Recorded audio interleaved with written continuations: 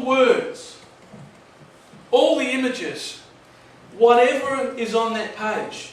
And it creates a much deeper relationship between things on the internet.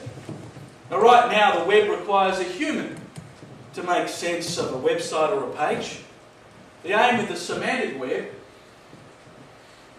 is to present web page data in such a way that it is understood by computers, enabling machines to do the searching, aggregating, and combining of the web's information without a human operator.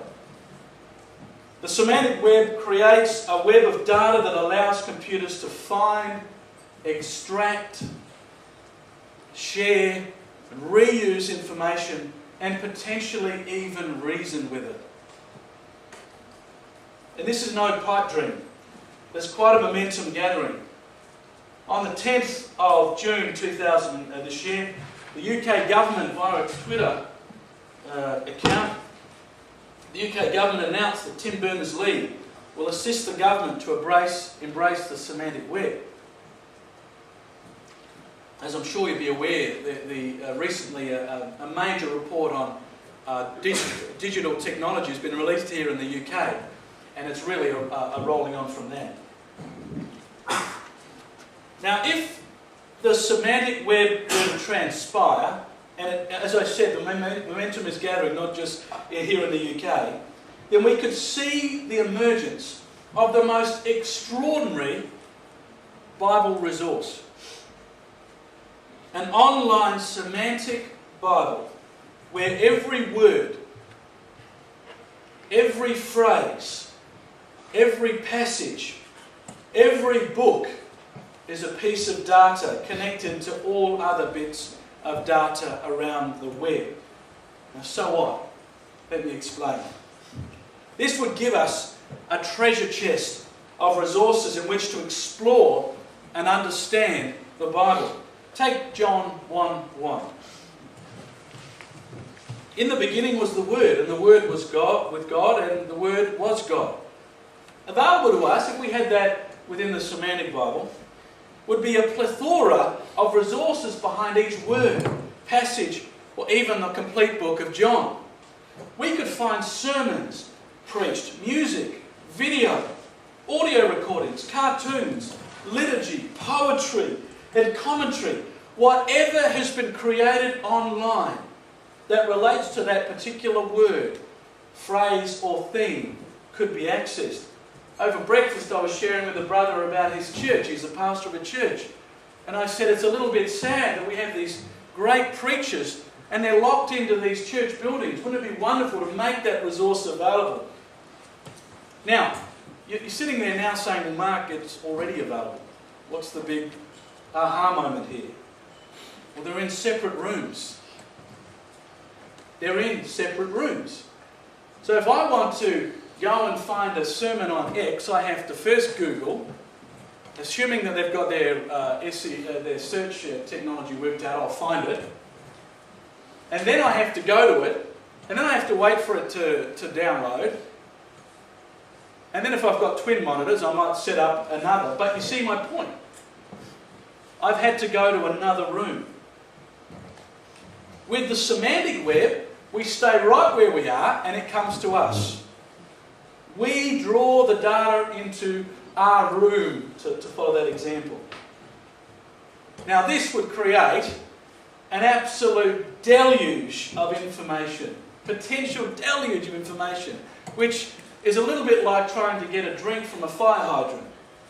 We need to set up filters. And the thing with the semantic web is that it will learn your preferences. It will refine. Remember the idea I talked about before about personal profile? The semantic web will refine searches based on how it understands you.